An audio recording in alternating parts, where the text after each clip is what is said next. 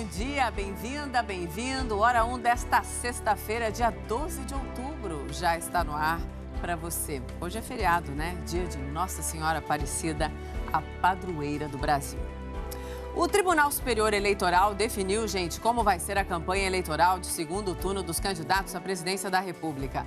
A propaganda no rádio e na TV começa hoje e vai até o dia 26 de outubro, antevéspera da votação. Quem abre o horário eleitoral nessa sexta é Jair Bolsonaro, do PSL, pelo fato de ter obtido mais votos, no primeiro turno. Na sequência, é a vez de Fernando Haddad, do PT. E a cada dia, a ordem das propagandas vai ser alterada. Cada candidato vai ter direito a 2 programas diários de 5 minutos, de segunda a sábado, no rádio e na televisão. Você confere agora os nossos outros destaques de hoje. Uma câmera flagra uma mulher sendo morta pela própria filha no Rio de Janeiro. 7 meses após o crime, o Ministério Público divulga novidades nos assassinatos da vereadora Marielle Franco e do motorista Anderson Gomes. Outros partidos anunciam que vão ficar neutros na disputa presidencial do segundo turno. Depois de passar uma noite preso na Polícia Federal, o ex-governador de Goiás, Marconi Perillo, está solto. A nave Soyuz, que estava a caminho da Estação Espacial Internacional, faz um pouso de emergência no Cazaquistão. Motoristas recorrem ao uso de um aplicativo para monitorar o preço dos combustíveis. E no Dia das Crianças, você vai ver que essa nova geração gosta mesmo é de tecnologia. O feriadão no esporte está cheio de informação. Oi, Cássio Barco. Começamos por onde? Bom dia! Feriadão, seleção, dia de churrascão. Tá rimando. Isso se você não for o peão de plantão, que nem nós aqui. Mas dá pra curtir, né? Hoje tem seleção brasileira contra a Arábia Saudita às 3 da tarde. Vamos ver. No ataque, o técnico Tite escolhe os mesmos jogadores que atuaram na Copa da Rússia. Você se lembra, né? Neymar, Coutinho e Gabriel Jesus. O Superior Tribunal de Justiça Desportiva define a suspensão do cruzeirense Sassá, que acertou esse cruzado de direita no rosto de Mike do Palmeiras. Ele pegou 6 jogos de gancho. No Mundial de Vôlei Feminino, o Brasil ganha, mas não leva. E é o Japão que passa a próxima fase. E nos Jogos Olímpicos da Juventude na Argentina, o Brasil leva bronze na ginástica artística masculina e uma prata histórica no revezamento feminino da natação. Vai pegar a estrada? Vai para o aeroporto agora cedinho? Pera, não sai agora não. Antes, escute a Jaqueline Brasil. Bom dia, Jaque! Bom dia, Mona. Bom dia pra você. Adorei esse pera. Mas espera mesmo, isso. Porque hoje a previsão é super, super especial. Aquela pague 1 e leve... Leve 3? É. Invejinha, Com direito ao tá? feriado. Aquela invejinha de leve. Ó, faz assim. Vai terminando aí de arrumar sua mala, sua mochila e eu vou te contando tudo, pode ser? Isso. A Rota do Sol hoje tá em Minas, Espírito Santo, boa parte do Centro-Oeste, claro, no Nordeste. Mas a gente também tem a Rota da Chuva, Sim. tá? Dá uma olhada aqui. Norte, ainda parte do Centro-Oeste, aqui em São Paulo e no Rio, especialmente no Rio Grande do Sul. Tem temporal, hein? É isso, então não vai passar perrengue nesse começo de feriadão, fica sabendo antes e sai depois. Fica com a gente, porque a gente tá só o quê, Jaqueline? Começando. Isso. A gente começa contando para vocês que uma comerciante de 51 anos foi morta, gente, pela própria filha em Petrópolis, e isso aconteceu no Rio de Janeiro. Imagens de uma câmera instalada no quarto da vítima flagraram o assassinato. Foi o padrasto da jovem que entregou o material para a polícia. As imagens do crime mostram a filha, Paloma Vasconcelos, de 21 anos, segurando um saco plástico. De acordo com a polícia, ele teria sido usado para sufocar a mãe, Dircilene Botelho Garcia, de 51 anos. O namorado de Paloma, Gabriel Molter, de 26 anos, teria ajudado a cometer o crime. Ele aparece arrastando o corpo da vítima. Os dois usam um estetoscópio para confirmar que ela estava morta. A câmera de vigilância estava instalada no quarto de Dircilene e do marido, Manuel da Silva, porque eles acreditavam que estavam sendo roubados. Mas a filha não sabia. Sem as imagens, teria sido difícil descobrir o crime. A comerciante foi encontrada morta no quarto e o atestado de óbito apontou causa indeterminada. Inicialmente, a morte não levantou suspeitas. Só depois do sepultamento, o marido da vítima lembrou da câmera escondida no quarto e encontrou as imagens. Depois que cometeram o crime, os dois arrumaram o quarto e maquiaram a vítima para que ninguém notasse as marcas no corpo dela. O SAMU chegou para tentar fazer o resgate da mãe, que já estava morta. A polícia recebeu as imagens e pediu a exumação do corpo. O laudo da perícia atestou a morte por asfixia. A filha e o namorado confessaram o crime. No depoimento, Paloma contou que a mãe a teria obrigado a fazer um aborto no ano passado. O relacionamento entre elas ficou difícil e a filha começou a planejar o crime. Ela disse que houve um episódio que ela ficou grávida do Gabriel e a mãe teria forçado um aborto. A partir dali, ela coloca essa data como a data inicial. Ela passou a pensar o que ela faria para poder matar a mãe. Paloma Vasconcelos e Gabriel Molter foram presos na terça-feira, dia 9 de outubro. Eles cometeram o crime no dia 2, mas as imagens só foram divulgadas para a imprensa agora.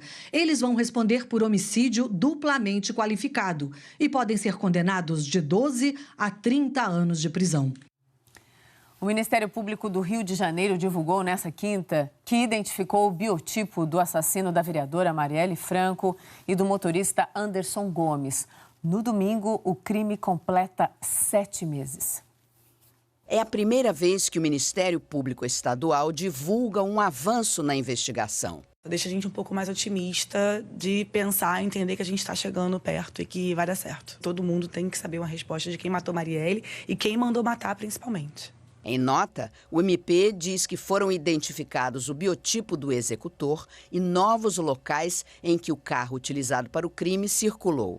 Os promotores do Rio não divulgaram detalhes sobre o perfil do atirador ou sobre a análise das imagens de câmeras de segurança e monitoramento do trânsito realizada pela equipe técnica. A investigação continua em sigilo. Ninguém deu entrevista. Em setembro, uma nova promotora assumiu o caso e o grupo de combate ao crime organizado do MP passou a dar apoio aos trabalhos.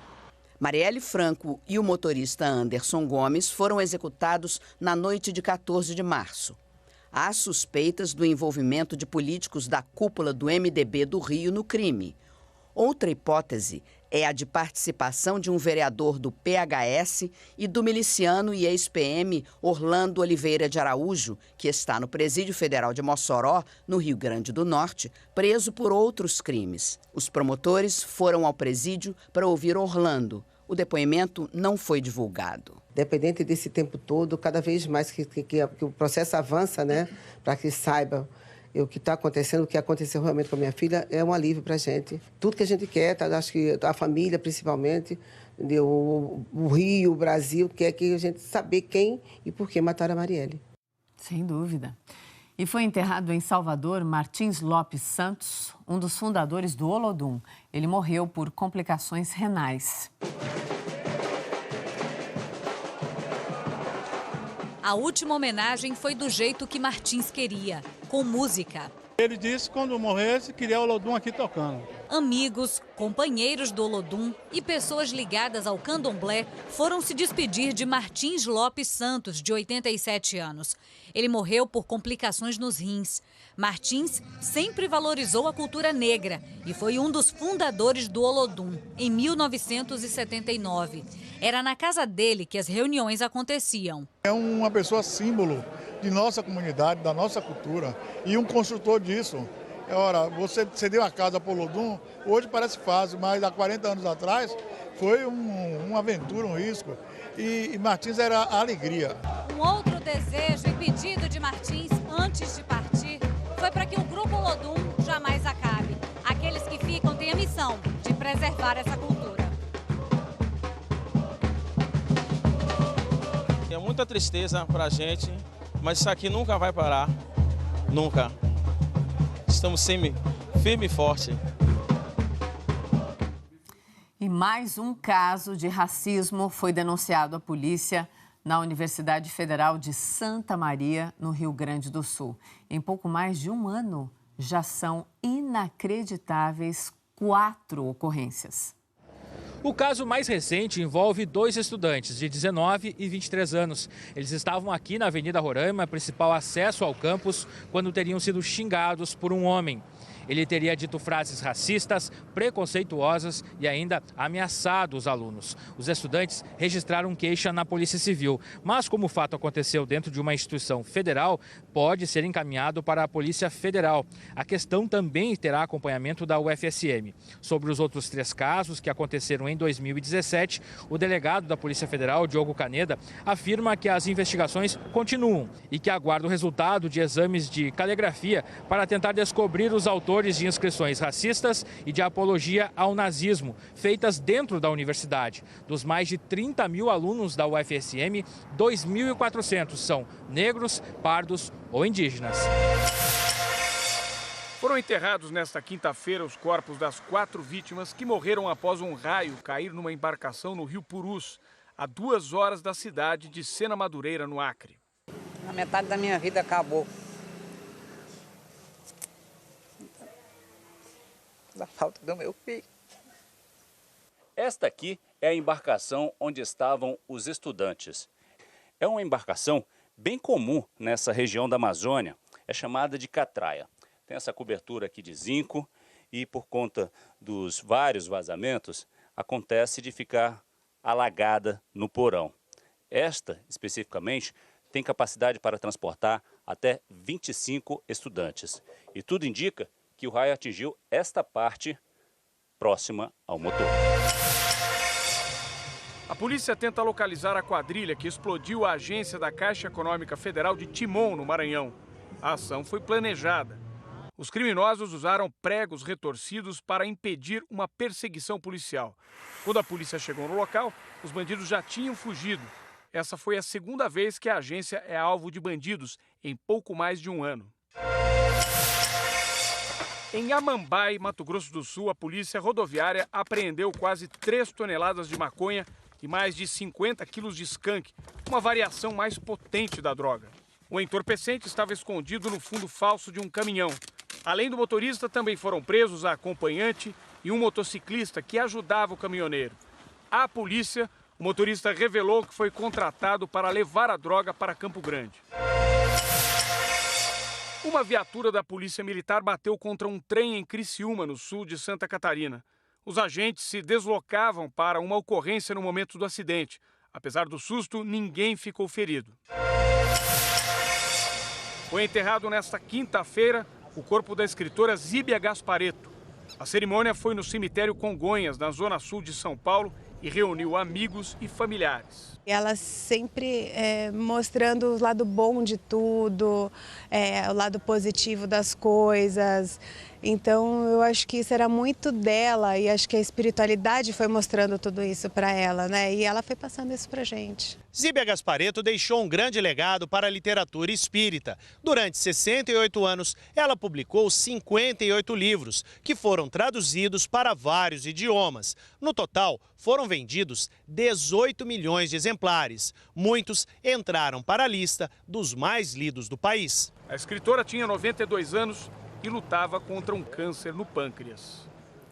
Agora são 4h14 da manhã. Para você que vai acordar cedo, só vou perguntar uma vez isso. O que aconteceu? Alguém cantou em prosa e verso que estaria de folga no feriadão? Muito é saudade? Saudade. Aham. Não posso deixar Mona e toda a equipe Sozinho. aqui sozinho. Não posso. Jaqueline veio na folga. É tão Bem-vinda. gostoso trabalhar aqui na hora, mas é gostoso mesmo, gente. É o seguinte, nós estamos trabalhando para te servir com as informações para você aproveitar. Tem uma invejinha. Uma invejinha, mas também tem o seguinte, eu vim hoje, sabe por quê? Por quê, Porque a gente tem Jaque? que falar o que é a sexta-feira hoje. Então vamos começar, Vamos vai. lá, para animar. Sexta-feira sua, lindíssima. Eu diria mais, assim, vitaminada para quem Meu está Deus, no de feriadão. folga. A gente dá um gás que é para você entender que se você está de plantão também, estamos solidários. Mas eu fico só imaginando, porque hoje é uma sexta-feira tão diferente, a gente sempre Sim. fala assim, você que tá tomando café, tá procurando a roupa para ir trabalhar. Não, hoje não. Fazendo a malinha. Você que está ali arrumando a sua malinha, eu tenho uma pergunta para você. Qual? Você é daquelas... Nossa, deve ficar assustada, né? Eu tenho medo das perguntas. É daquelas pessoas que arrumam a mala, mas sempre esquece de alguma coisa quando você tá indo viajar? Fala a verdade. Não. Então eu vou revelar. Eu sou daquelas que nunca despacha a mala, independentemente do lugar do mundo. Eu levo uma malinha pequenininha com peças que ornam entre si. Mona Lisa é prática, de tanta vontade de aproveitar. Eu sabia que antigamente, agora não, já tem uma prática, olha, mas tinha uma listinha que eu colocava lá. Desde organizada. Chinelo, organizada. Secador, grão, e eu só viajo pra então... praia, então na minha mala só tem biquíni, saída, chinelinho, shortinho e camiseta. Beleza! Opa! Então faz o seguinte, nós vamos falar da previsão do tempo, mas também vamos te Sim. dar dicas de como você arrumar a sua mala e não Boa. esquecer nada para sua viagem, tá? Por exemplo, quem quiser aproveitar aí o feriado e o fim de semana, algumas regiões vai conseguir aproveitar, viu? Em outras nem tanto. Por exemplo, tem a Rota do Sol, aí vai fazer a festa, né? Leva o seu chinelão, biquinão, uma invejinha, tá? O protetor, o seu boné. Onde isso? Onde, em Minas, Jaque? Espírito Santo, Opa. boa parte do Centro-Oeste, e, claro, o Nordeste, né? Mas tem um lugar também onde vai chover, né? O caso aqui de São Paulo, não queria desagradar, mas vai. Aí vai ser sofá, pipoca, acompanhar a gente, a programação. É isso aí, fica aí com a gente. São Paulo, Rio, aquele tempo instável, só aparece de vez em quando. Então, chove e para, vai te acompanhar. Agora, você que está no norte, a chuva também vem a partir da tarde, tá? São aquelas pancadonas que você está bem acostumado, né? E no sul, a previsão é de muita chuva, tá? No Rio Grande do Sul, inclusive, tem risco de temporal já agora cedo e a gente vai te informando sempre o que vai acontecendo. Né, que preocupação total por causa das encostas. Isso. Sim. E ontem choveu bastante, olha só, principalmente no litoral de São Paulo e no Rio de Janeiro. Sim. Dá uma olhada aqui, Cubatão, aqui em São Paulo. Muita 124 milímetros. Ubatuba, no litoral norte de São Paulo, 115. Paraty, no Rio, 104. Peruíbe, aqui em São Paulo, 103. E Angra dos Reis, no Rio de Janeiro, 93 milímetros. Sim. Choveu demais e pode acontecer hoje, mas não mais em forma de temporal. Onde choveu bastante também foi no Centro-Oeste, em Goiás. Um temporal causou muitos estragos e assustou os moradores de Goiânia. Vamos ver. A chuvarada chegou acompanhada de rajadas de vento de mais de 60 km por hora. Que é isso? Os frentistas e os clientes deste posto de combustíveis tiveram que se proteger dos objetos que voaram com a força da ventania. A cobertura do estacionamento de um shopping desabou. Houve queda de árvores em vários pontos da cidade e até postes tombaram. O trânsito travou em uma das saídas da cidade. Segundo os meteorologistas, a chuva foi provocada pela combinação de calor e umidade.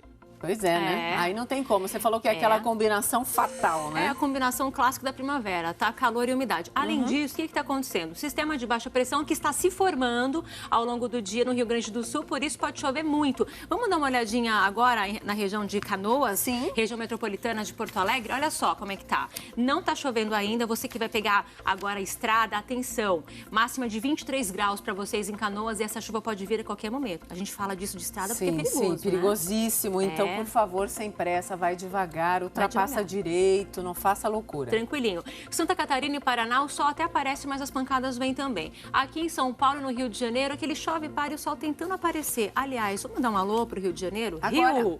Vocês, cariocas, Olha só, tá chovendo, tá vendo? Ó, não vai ser uma chuva forte, mas ela vem a qualquer momento, o sol aparece, máxima de 29 graus para vocês. Mas com aquele céu meio nubladão, meio nubladão e o sol então. tentando aparecer. Como faz calor, vai ter o mormaço, então, ó, passe o seu protetor, tá? Sim. Centro-Oeste, destaque para Mato Grosso e Mato Grosso do Sul, mas não mais temporal, pancadas que vêm à tarde e no norte também. Você que tá aqui, olha, principalmente Minas Gerais, Espírito Santo, todo o Nordeste aqui, ó, interior, o tempo super firme. E no litoral nordestino de Pernambuco até a Bahia, aí sim tem aquelas pancadinhas que vêm aí, principalmente de manhã, mas é bem leve. A gente tem inclusive uma câmera para mostrar para vocês. Salvador, vamos dar uma olhadinha em Salvador para finalizar?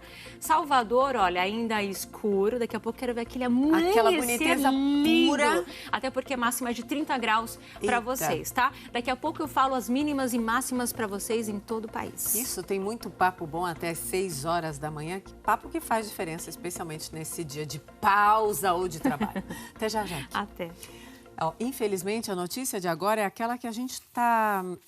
não é a mesma notícia, mas é um caso parecido. Casos de pedofilia, é um absurdo isso, né, gente? Como é que pode um crime desses? Mas é isso, tá? Um homem foi preso em João Pessoa, na Paraíba, suspeito de pedofilia e pornografia infantil.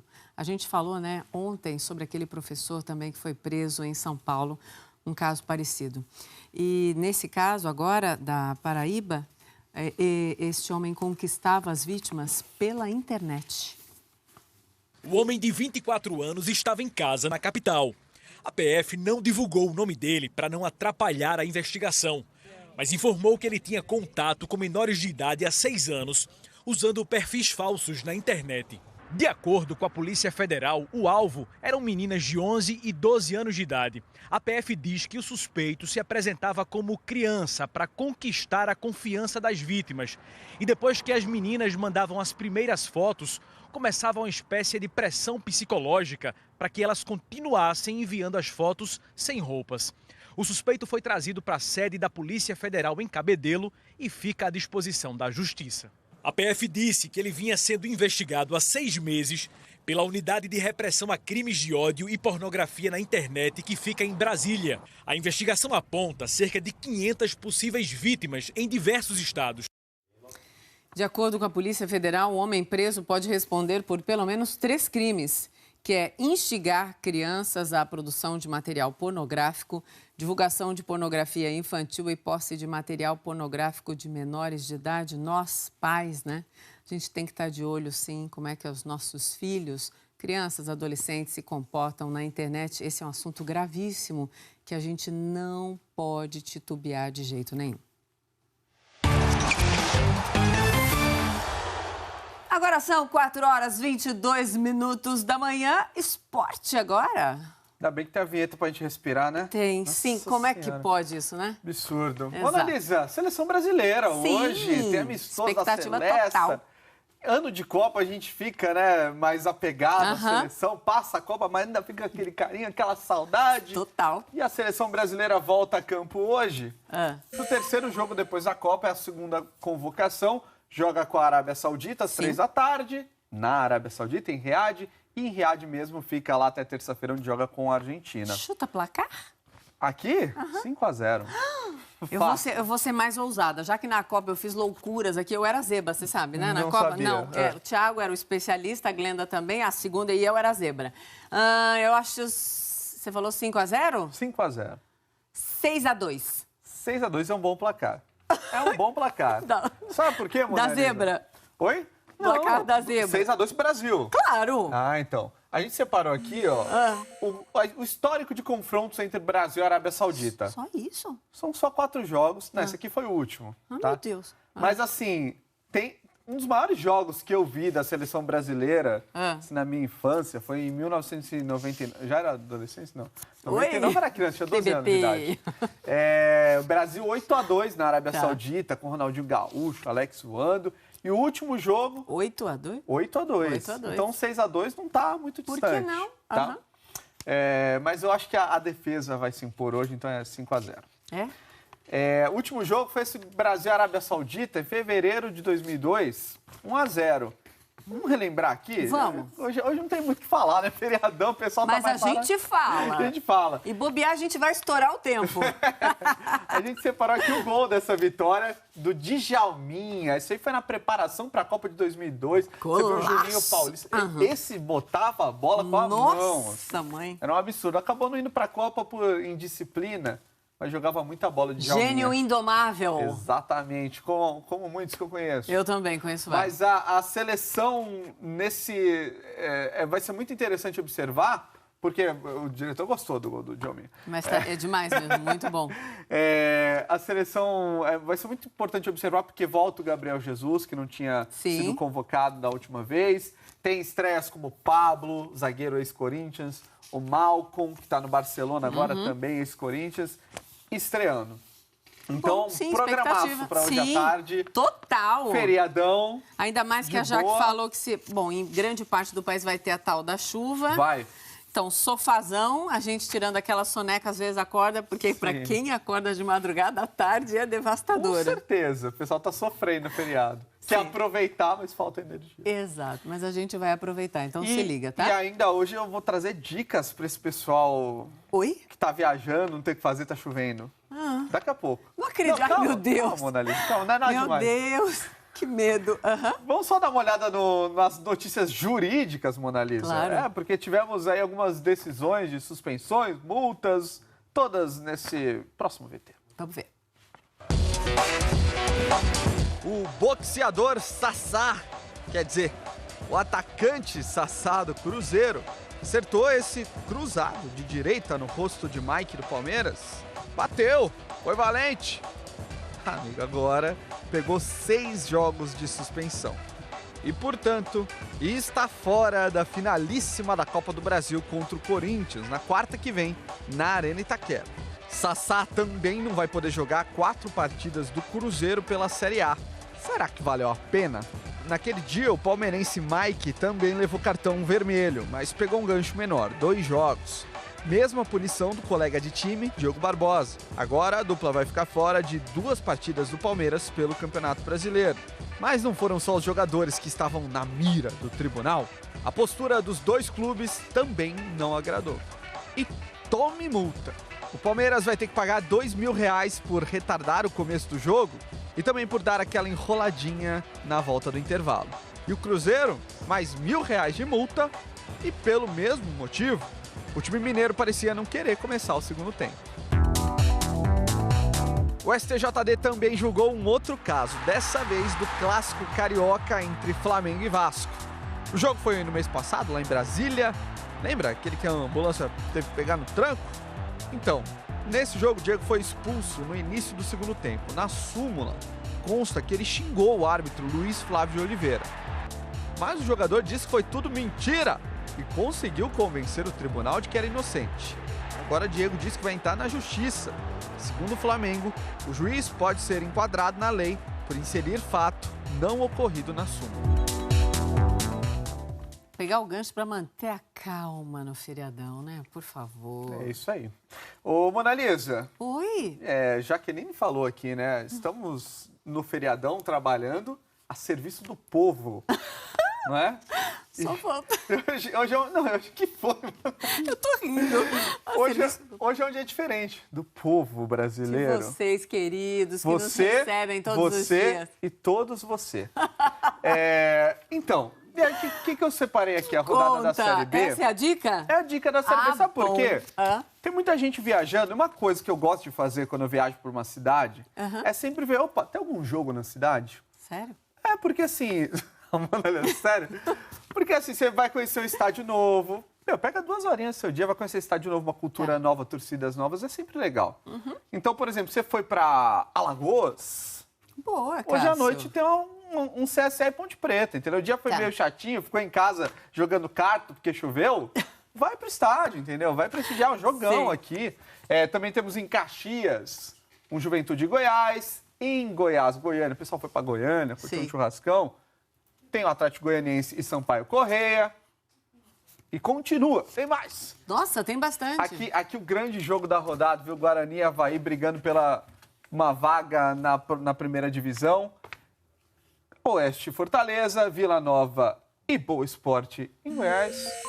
E a gente acaba aqui com Figueirense e Curitiba e no Estádio do Café, Londrina e São Bento. Então, fica aí a programação. Se você estiver por uma dessas cidades, de norte a sul, a dica de, então, nos jogos, conhecer o local e em que condições de tempo. Daqui a pouco, para você que chegou agora, a Jaqueline conta de novo. E para você que vem daqui a pouco, o que tem também? Vamos falar da seleção brasileira, claro. Tá. Do vôlei, que caiu, Ixi, infelizmente. Mas os Jogos Olímpicos da Juventude estão fazendo bonito. De um jeito que você só vê aqui. A serviço do povo. Meu Deus. Até já, Cássio Barco. E além do esporte, claro, tem muito mais para você no próximo bloco aqui na Hora 1. Vamos conferir? Outros 2 partidos anunciaram que vão ficar neutros na disputa presidencial do segundo turno. E o ex-governador de Goiás, Marconi Perillo, já foi solto, depois de passar um dia na cadeia por suspeita de corrupção.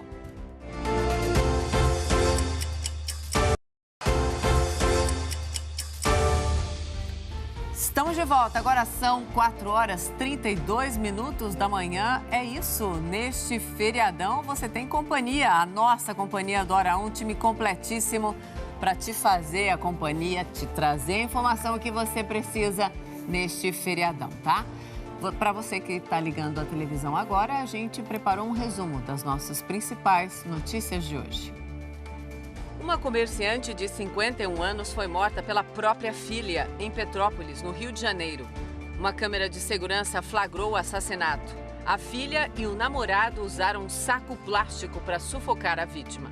A comerciante foi encontrada morta no quarto e o atestado de óbito apontou causa indeterminada. Inicialmente, a morte não levantou suspeitas. Só depois do sepultamento, o marido da vítima lembrou da câmera escondida no quarto e encontrou as imagens. Os 2 confessaram o crime e a filha disse que não tinha um bom relacionamento com a mãe. O Ministério Público do Rio de Janeiro identificou o biotipo do assassino da vereadora Marielle Franco e do motorista Anderson Gomes. Novas informações sobre onde o carro utilizado no crime circulou também foram anexadas na investigação. Os promotores do Rio não divulgaram detalhes sobre o perfil do atirador ou sobre a análise das imagens de câmeras de segurança e monitoramento do trânsito realizada pela equipe técnica. A investigação continua em sigilo. A Polícia Rodoviária apreendeu quase 3 toneladas de maconha e mais de 50 quilos de skunk, uma variação mais potente da droga, em Amambai, Mato Grosso do Sul. O material estava escondido no fundo falso de um caminhão. 3 pessoas foram presas, entre elas o motorista, que disse que levaria a droga para Campo Grande. Um temporal em Goiânia provocou muitos estragos na cidade. A chuva veio acompanhada de ventos fortes. Objetos voaram. A cobertura do estacionamento de um shopping desabou.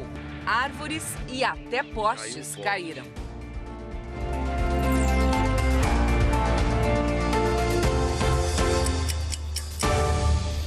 Agora são 4h35 da manhã, vai pegar a estrada daqui a pouquinho, vai para o aeroporto, enfim, você vai viajar neste feriadão? Se você puder, claro, fica mais um pouco com a gente, porque já tem o papo com a Jaqueline Brasil, informação da previsão do tempo, tem recados importantes para várias partes do país. Já também vou conversar mais com o Cássio Barco, informação sobre expectativa, né? O amistoso da seleção brasileira, tem muito mais também sobre esportes para você aqui no Hora 1, a nossa companhia de todos os dias, também no feriadão. 11 é a cara dessa sexta-feira lindíssima, você acha? Então vamos olhar juntos, vamos lá. Avenida Paulista, não tem como não saber que é a Avenida Paulista aí, né? O prédio da Federação das Indústrias do Estado de São Paulo, iluminadíssimo. A Paulista que fecha nos feriadões, muda de cara. São Paulo. Vamos girar mais? Agora o Rio de Janeiro com 23 graus. Belo Horizonte começa o feriadão com 23 graus também.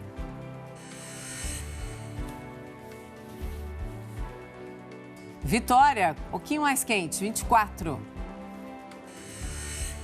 Agora Brasília com 20. E Cuiabá, 24. Vamos para o Nordeste. Coisa mais linda de amanhecer neste momento em Salvador. 26 graus. Aproveite seu feriadão. Agora o sul do país, Curitiba, começa o feriadão mais uma vez com chuva, tá? 13 graus agora em Curitiba. Agora vamos para Porto Alegre. 17 graus agora em Porto Alegre. Vamos falar de política? Porque mais 2 partidos anunciaram que vão ficar neutros na disputa presidencial do segundo turno. O MDB e a Rede não aderiram a nenhuma campanha. Agora, gente, são 14 as legendas que não vão apoiar nenhuma das 2 candidaturas. O último partido a declarar neutralidade foi o MDB. Depois de uma reunião da Executiva Nacional, o presidente, senador Romero Jucá, disse que vai liberar o partido para fechar alianças de acordo com os interesses locais. Cada estado para entender e levar da forma que eles entendem. Nós não vamos fechar a posição em nenhum dos 2 candidatos. Nós estamos neutros, nós estamos liberando, nós seremos independentes. Quem também não vai apoiar candidato algum é a Rede Sustentabilidade, da candidata derrotada Marina Silva. A Rede vai fazer oposição ao próximo governo, independentemente de quem ganhe. Mas recomendou que os integrantes não votem em Jair Bolsonaro. Não recomendamos o voto a Bolsonaro e em relação a outras alternativas que cada um vote de acordo com a sua consciência e seremos a oposição a qualquer um dos projetos. O PSC foi na direção contrária e declarou apoio oficial a Bolsonaro. Em nota, o partido disse que defende bandeiras liberais na economia e conservadoras nos costumes e que tem certeza de que as propostas do candidato do PSL são as melhores para o Brasil. Quem também declarou apoio a Bolsonaro foi o Progressistas do Rio de Janeiro. O Progressistas Nacional decidiu ficar neutro. Com os últimos anúncios até agora, 4 partidos decidiram apoiar Fernando Haddad do PT. O PDT, PPL, PSB e PSOL. 2, Jair Bolsonaro, do PSL, PTB e PSC.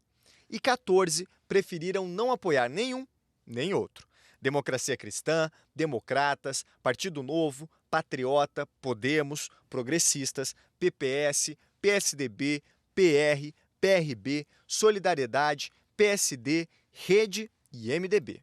Em meio às negociações de alianças, o Tribunal Superior Eleitoral aprovou o plano de mídia para o segundo turno. Os programas no rádio e na TV começam nesta sexta-feira e vão até o dia 26 de outubro. Os 2 candidatos vão ter direito a 2 programas de 5 minutos por dia, de segunda a sábado.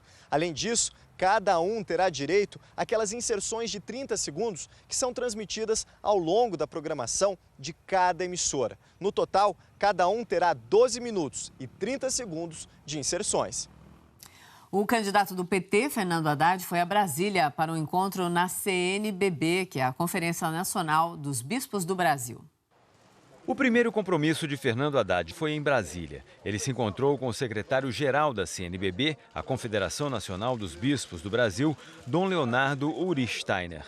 As imagens do encontro não foram permitidas.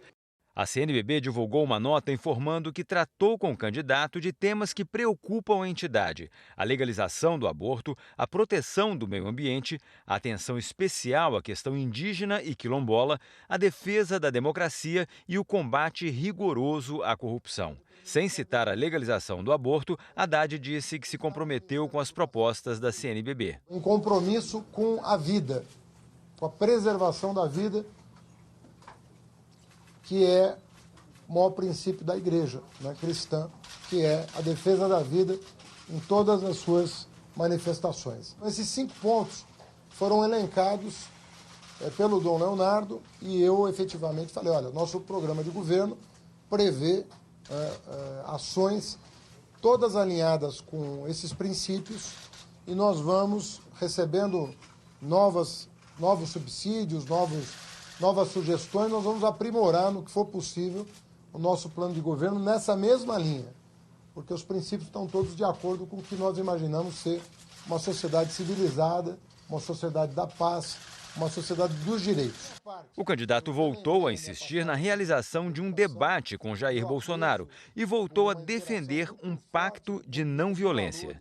Em primeiro lugar, compromisso com atuação do Estado para combater a cultura da violência no país. Então isso foi muito importante ouvir do Dom Leonardo, que os bispos do Brasil estão preocupados com a escalada da violência. É um compromisso nosso de que nosso governo, atuará para superar, nas palavras dele, superar a cultura da violência. No começo da tarde, Fernando Haddad veio para São Paulo e foi direto para o comitê de campanha. Haddad disse que se encontrou com o ex-presidente do Supremo, Joaquim Barbosa, relator do escândalo do Mensalão. O candidato disse que o ex-ministro pode contribuir para a democracia. Haddad defendeu uma solução negociada para acabar com o auxílio moradia para o judiciário. Na manhã desta sexta-feira, dia 12 de outubro, Fernando Haddad vai participar de uma missa e de uma procissão dedicadas a crianças e adolescentes, na zona sul de São Paulo. No resto do dia, ele terá compromissos internos de campanha. O candidato Jair Bolsonaro, do PSL, anunciou oficialmente 3 nomes que pretende ter no ministério, claro, se ele for eleito. Jair Bolsonaro saiu de casa nesta quinta-feira para o primeiro compromisso público de campanha desde o atentado no mês passado. Ele conversou com jornalistas por aproximadamente 30 minutos num hotel aqui na Barra da Tijuca, zona oeste do Rio, perto do condomínio onde mora. Ele estava ao lado de lideranças partidárias, parlamentares eleitos no último dia 7 e militantes do PSL. Logo no início, Jair Bolsonaro disse que sempre defendeu a liberdade de imprensa. Vamos sim garantir a liberdade de imprensa. Conosco não tem aquela história de controle social da mídia ou democratização da mesma. Meus amigos, pessoal da imprensa, por que não dizer amigos, queremos que vocês realmente sejam independentes e tenham responsabilidade em tudo aquilo que escreve. Nós acreditamos em todos no Brasil. Vamos unir o Brasil. Brancos e negros, homos e héteros, pais e filhos, nordestinos e sulistas, homens e mulheres.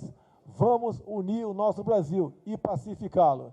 Ao ser questionado sobre a participação em debates, o candidato do PSL se limitou a dizer que é uma questão estratégica e criticou o oponente por fazer desafios públicos para que ele participe. Jair Bolsonaro voltou a dizer que não quer o voto de quem comete atos de violência. Ele se referiu à morte de um capoeirista na Bahia, atribuída por testemunhas a divergências políticas. Lamento o episódio ocorrido na Bahia. Tá? Pelo que eu vi agora, o assassino, e não pode ser outro tratamento para ele, dizendo que o motivo não teria sido uma briga política, teria sido outro problema. Mas não interessa qual o problema. Não podemos admitir esse tipo de crime, ou melhor, crime nenhum. E se porventura, ele nega que tenha sido por questão política, e se porventura tenha sido uma pessoa que votou em mim, logicamente não vai votar mais agora. Dispensamos esse tipo de voto. Não queremos a violência. E quem quer que seja, tenha votado em mim ou não, cometeu um crime, vai ter que pagá-lo. Agora, não fique nesse fake news, se o meu pessoal disseminasse o ódio. Afinal de contas, quem levou a facada fui eu. No fim do dia, Jair Bolsonaro anunciou o nome de 3 futuros ministros, caso seja eleito. Paulo Guedes, da Economia, que já era conhecido, o deputado Onyx Lorenzoni, do Democratas, na Casa Civil, e o general da Reserva, Augusto Heleno, no Ministério da Defesa. O candidato do PSL, Jair Bolsonaro, não tem nenhum evento público previsto para hoje. O ex-governador de Goiás, Marconi Perillo, do PSDB, foi solto um dia depois de ser preso por suspeita de corrupção. A Polícia Federal acredita que ele teria recebido propina da Odebrecht. A Justiça aceitou o pedido de habeas corpus feito pela defesa do ex-governador. Marconi Perillo saiu pelo portão dos fundos neste carro branco, sem falar com a imprensa. Assim que foi preso, a defesa do ex-governador entrou com um pedido de habeas corpus no Tribunal Regional Federal em Brasília. Os advogados alegaram que Marconi Perillo jamais chefiou ou continua chefiando uma organização criminosa, criada com o objetivo de receber propina para abastecer as campanhas políticas. Os advogados explicaram que há uma diferença entre as doações de 2010, 2014 e o dinheiro apreendido agora na casa do policial militar que trabalha para Jaime Rincon, ex-presidente da AGETOP e braço direito de Marconi Perillo. No habeas corpus, a defesa argumentou que a investigação realizada referia-se aos fatos anteriores à sua deflagração, no caso de doações eleitorais recebidas nos anos de 2010 e 2014. O terceiro fato, a apreensão de dinheiro na casa de Márcio Moura, não tem relação alguma com os fatos apurados. O desembargador Olindo Menezes aceitou o pedido. Disse que as suspeitas contra Marconi precisam ser apuradas, mas que isso não é suficiente para que os envolvidos sejam presos, sem culpa formada. O Ministério Público Federal ainda tentou manter Marconi preso. Ao desembargador do TRF, o procurador escreveu, dizendo que se os valores apreendidos na data da deflagração da operação não são oriundos da propina paga pela Odebrecht, como dizem os advogados, é possível e até provável que não seja mesmo, o fato apenas ganha contornos de maior gravidade, porque reforça os indícios de que a organização criminosa encontra-se em plena atividade de coleta de propina e lavagem de dinheiro, não se limitando à Odebrecht, mas a outras fontes de recursos ilícitos, possivelmente junto às tais empresas parceiras, a que se referiu Jaime Rincon em seu interrogatório. No dia em que foi preso, o ex-presidente da AGETOP disse que houve entrega de dinheiro por parte de prepostos da Odebrecht aos policiais Sérgio e Márcio, no apartamento dele em São Paulo, que não sabia quantas vezes isso aconteceu. Mas o dinheiro era destinado para campanhas de candidatos aliados e parte dos valores era oficializada com a ajuda de empresas parceiras. O advogado de Marconi disse que o ex-governador não tem o que esconder da justiça. A defesa vem dizendo desde o início que a prisão do Marconi era injusta, arbitrária, ilegal e inconstitucional. O Marconi não tem nenhuma preocupação com a investigação. Tem segurança de que será inocentado. A Procuradoria-Geral da República denunciou o ministro do Tribunal de Contas da União, Haroldo Cedras, e o filho dele, o advogado Tiago Cedras. Eles são acusados de tráfico de influência. Foi a partir da delação premiada de Ricardo Pessoa, dono da UTC, que o Ministério Público fez a denúncia. O empresário, que chegou a ser preso pela Lava Jato em 2014, contou que o ministro Haroldo Cedras, do Tribunal de Contas da União, e o filho, o advogado Tiago Cedras, receberam dinheiro para influenciar processos da UTC sobre a usina de Angra 3 que corriam no TCU. Com base nessa informação, a Procuradora-Geral da República, Raquel Dodge, acusa Haroldo Cedras, Tiago Cedras e outras 2 pessoas de terem cometido o crime de tráfico de influência. Na denúncia, o Ministério Público Federal afirma que o ministro Haroldo Cedras agiu para controlar a data do julgamento do processo da UTC. Primeiro, pedindo vista do caso, mais tempo para analisar o processo. Depois, solicitando que o julgamento fosse adiado porque ele estaria em viagem ao exterior. Na denúncia, o Ministério Público afirma que a UTC pagou R$2.200.000 aos 4 acusados e que o dinheiro foi repassado em espécie entre 2012 e 2014.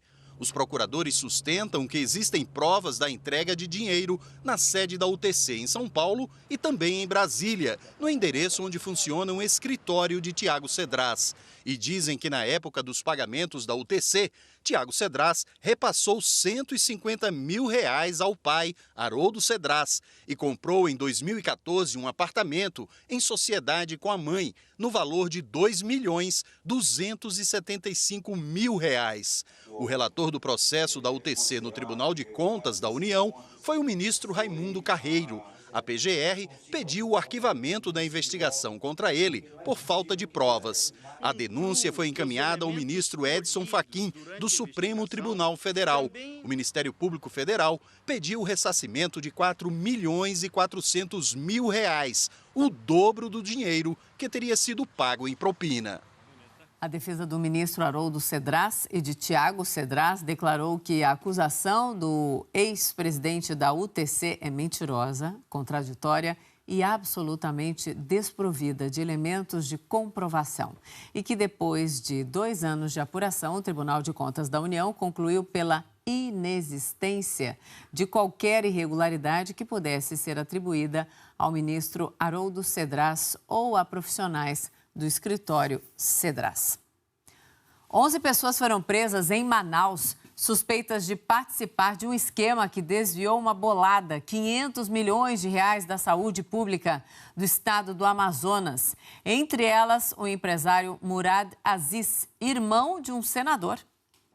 O empresário Murad Aziz não estava em casa quando policiais federais cercaram o local. Na academia dele, vizinha à residência, uma placa informava que não haveria expediente hoje por causa de problemas com energia. Murad é irmão do senador Omar Aziz, do PSD, e é apontado pela Polícia Federal como integrante de uma quadrilha que desviou pelo menos 500 milhões de reais de verbas da saúde do estado do Amazonas nos últimos 4 anos. A Operação Cashback, que significa dinheiro de volta, prendeu 11 pessoas e cumpriu 40 mandados de busca e apreensão.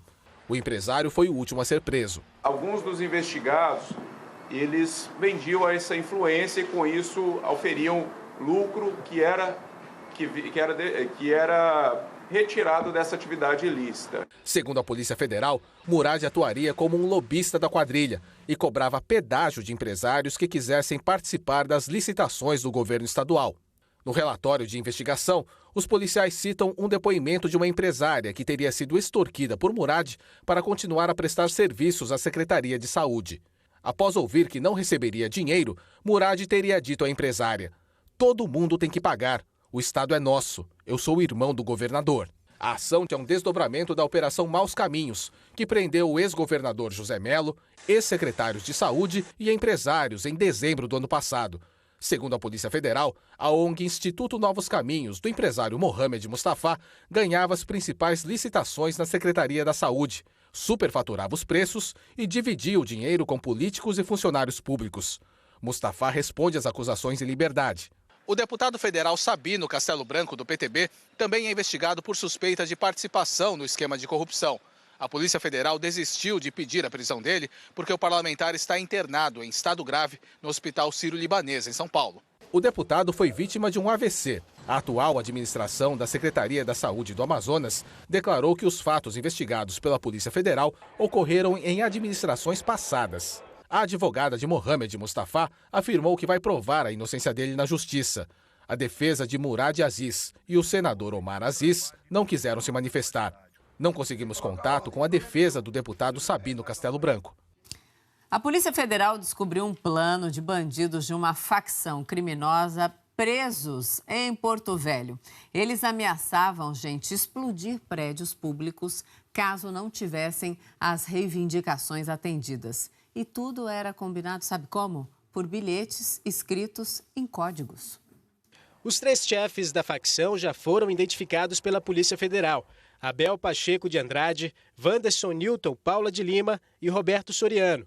Eles estão presos na Penitenciária Federal de Porto Velho, em Rondônia. Segundo as investigações, os bandidos planejavam atentados a prédios públicos. O objetivo era exigir que as autoridades aceitassem uma série de reivindicações dos presos do sistema federal. Entre elas, o retorno das visitas íntimas suspensas desde junho do ano passado. Os policiais federais descobriram que os 3 líderes da facção se comunicavam com o restante da quadrilha do lado de fora da penitenciária por meio de bilhetes escritos em códigos. As mensagens eram repassadas por eles a outros detentos aliados, que podiam receber visitas íntimas.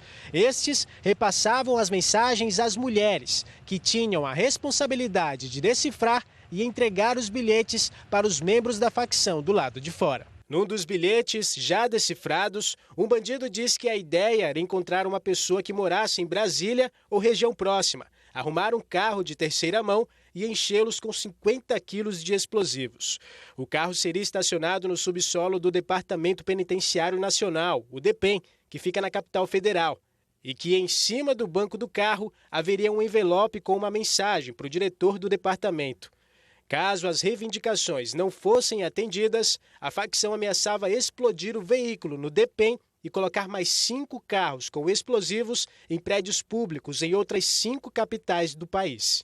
Em Porto Velho, foi cumprido o mandado de busca e apreensão na casa mantida pela organização criminosa para receber pessoas que visitam os presos. A casa estava vazia. Os 3 líderes da organização criminosa vão passar para o regime disciplinar diferenciado, em que ficam em salas individuais, sem direito a visitas ou banhos de sol. As mulheres que ajudaram os bandidos foram identificadas e não poderão mais visitar os presos. Agora são 4h56 da manhã. Ligou a televisão agora porque vai sair, vai viajar? Ou ligou só para nos ver, independentemente da motivação?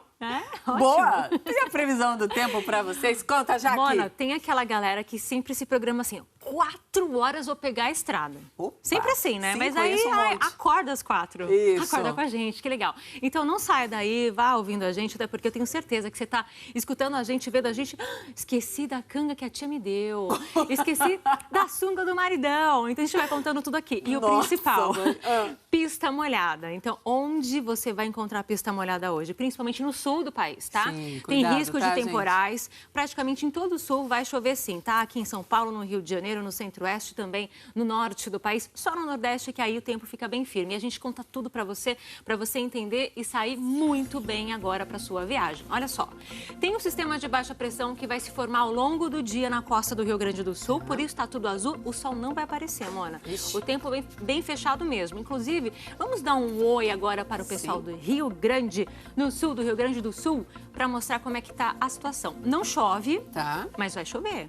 Então, vai ser cuidado. cara de preguiça na sexta-feira? Cara de preguiça. Se você não for viajar, fica de boa aí no sofá assistindo a gente, máxima de 18 graus. Isso, boa. Até uma temperatura boa para colocar um casaquinho ali, tá tranquilo, tá? Você que está em Santa Catarina, Paraná, o tempo fica fechado, o sol aparece para dar um oi, mas vai ficar mais fechadinho, pode chover a qualquer momento e pode ser chuva forte sim, tá?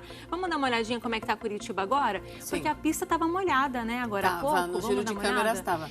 Agora deu uma secada, pelo que eu posso observar. Sim, esse é um outro ponto. É um outro ponto, não era aquela estrada que a gente viu, né? A gente vai ter essa história de chuva em pontos isolados também? Pontos isolados, tanto em Santa Catarina quanto Paraná também. Curitiba tá nessa rota. Não é de temporal, tá, gente? Mas a chuva, ela pode vir forte e a qualquer momento, com aqueles momentos de melhoria também, tá? No centro-oeste, você que tá em Mato Grosso do Sul, Mato Grosso, vem a pancada forte. Goiás, Goiânia, como a gente viu agora há pouco, que teve uma chuva torrencial ontem, tá fora hoje dessa rota da chuva. E você que está no norte, Acre, Amazonas, parte do Pará, Rondônia, pode chover também, mas é a combinação do calor e da umidade, tá? Restante do centro-oeste, pegando Tocantins, Pará aqui no norte e também no nordeste, o tempo super firme, essa chuva localizada entre Pernambuco e Bahia. Falando de Pernambuco, vamos dar um oi para Recife. Sim, pra ver aquele como nosso é que tá. bom dia individualizado. Tá bem clarão, né? Umas nuvenzinhas aí, essas nuvenzinhas aí, Mona, não são exatamente nuvens de enfeite, porque são pode de chover. chuva? Tá. Chuvinha fraca, tá? Depois abre aquele céu super lindo que a gente sempre vê aí, máxima de 30 graus. Nossa, não tem ninguém aí pra gente, né? Não tem uma ninguém. Visualizada. O pessoal tá dentro de casa vendo a gente. Não tem nem aquele mocinho de camiseta que sempre passa todas as direções. Tem um mocinho de camiseta, é isso que passa na ponte. Essa é a ponte Duarte Coelho, se eu não me engano. Já falei muito sobre ela, é isso? Acho que sim. Se vocês Depois forem dar uma voltinha na ponte do Duarte Coelho, de repente a gente pode dar um alô pra você, passando por aí. Espírito Santo, Minas Gerais, tempo isso firme. Mesmo. Duarte Coelho, acabei de receber a confirmação aqui. Duarte Coelho, hein? Você que está em Recife, se quiser dar uma passadinha, a gente dá um oi pra você. Isso! Sul de Minas e Rio de Janeiro. Rio de Janeiro e São Paulo, o que vai acontecer, gente? Aquele chove e para, chove e para. Diferente de ontem, lembra aquele dia cinzento? Não vai ser, tá? O sol aparece de vez em quando, mas aquele chove e para. E no Rio vai dar para aproveitar um pouquinho mais por causa do calor. Ó, a chuva bem concentrada para você que está no Rio Grande do Sul por causa da baixa que eu falei que está se formando. Vamos falar um pouquinho da rota da luz, dos romeiros que estão seguindo em direção à Aparecida? Nosso assunto hoje, claro, no decorrer do daqui a pouquinho, né? Olha só. Inclusive. 30 graus a máxima e pode ter pancada, muito cuidado. E no caminho para Aparecida, Taubaté e também Paraibuna, que muita gente faz esse percurso, olha, vai fazer calor, mas a chuva vem a qualquer momento. E muita gente sai também de Minas, né, de Divinópolis. Sim. Aí não vai ter chuva, mas máxima de 33 graus e que a gente recomenda muita água, proteção, né, para não ter nenhum tipo de problema em insolação. Mínimas 17 em Porto Alegre, 17 em São Paulo, 19 Rio, BH, também Brasília, 24 em Cuiabá e 23 em Palmas. Eu vou acelerando esfriando para chegar logo nas máximas. 23 em Porto Alegre, 26 em São Paulo, sobe mais, 29 no Rio, 34 em Campo Grande, 31 em Porto Velho, 38 em Palmas e 33 em Fortaleza. É isso, ó, tem papo importante da previsão do tempo. Claro que no feriadão, óbvio que a previsão do tempo é especial. Tem mais quantos papos? Mais 2 papos. 2, não percam. Até já. Até. Agora algumas notícias internacionais para vocês. 7 pessoas morreram na passagem do furacão Michael pelo sudeste dos Estados Unidos. Michael agora está classificado como uma tempestade tropical. A chegada de Michael no estado da Flórida foi descrita como uma bomba. E do alto parece mesmo uma zona de guerra. Os destroços estão por toda parte. Os ventos de até 250 km por hora deixaram vazios os terrenos que horas antes eram ocupados por casas. Várias cidades foram devastadas. Quase 400 mil pessoas foram retiradas da linha de frente de Michael. Mesmo assim, as autoridades falam em muitos desaparecidos. Ainda vai levar um tempo para se calcular todo o prejuízo provocado pela passagem de um dos furacões mais fortes a atingir o noroeste da Flórida nos últimos 150 anos. Na Colômbia, pelo menos 12 pessoas morreram e 4 ficaram feridas em um deslizamento de terra na cidade de Marquetalia, uma área montanhosa no centro do país. 53 pessoas foram resgatadas com vida, mas ainda há desaparecidos. Há dias chove forte na região e as autoridades estão em alerta para o risco de inundações e novos deslizamentos em 8 províncias nos próximos dias. Na Índia, um ciclone tropical matou 5 pessoas no leste do país. Ventos de até 165 km por hora causaram muitos estragos na rede de distribuição de energia e cerca de 400 mil pessoas ficaram sem eletricidade. O ciclone Titli também causou inundações e interrompeu o tráfego marítimo. Subiu para 12 o número de mortos com os alagamentos na ilha espanhola de Maiorca.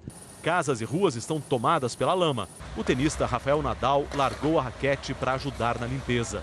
Nadal, que é da região, também abriu as portas da academia de tênis que ele tem na cidade de Manacor para os desabrigados. 2 astronautas, um russo e um americano, que estavam num foguete a caminho da Estação Espacial Internacional, fizeram um pouso de emergência. A nave Soyuz decolou de uma base no Cazaquistão e cerca de 1 minuto e meio depois teve um problema mecânico. A cápsula onde os 2 astronautas estavam foi ejetada do foguete defeituoso e eles caíram a cerca de 500 quilômetros da base. Os 2 passaram por uma avaliação médica e estão bem. Esse foi o primeiro problema durante o lançamento numa nave espacial da Soyuz desde 1983. No feriado a gente está... Você tinha falado agora há pouco, esqueceu? Eu não sei. Ah, meu Deus, tá com soninho. Está o quê? Ele falou, estamos a serviço. A serviço do povo, desculpa. Oi? Eu realmente... Bom dia! Estamos um pouco sonolentes, mas a serviço do povo. Eu, né? Eu não tô. A Mona Lisa e Jaque estão voando, eu tô... Então voa também. Vem junto. Então, vamos voar alto. Com vôlei. Seleção brasileira. Meu Deus. Não foi legal. Que pena. A gente falou aqui com o Carlos Gil ontem. A seleção precisava ganhar de 3-0 do Japão, as donas da casa, para avançar para a terceira fase. Não aconteceu.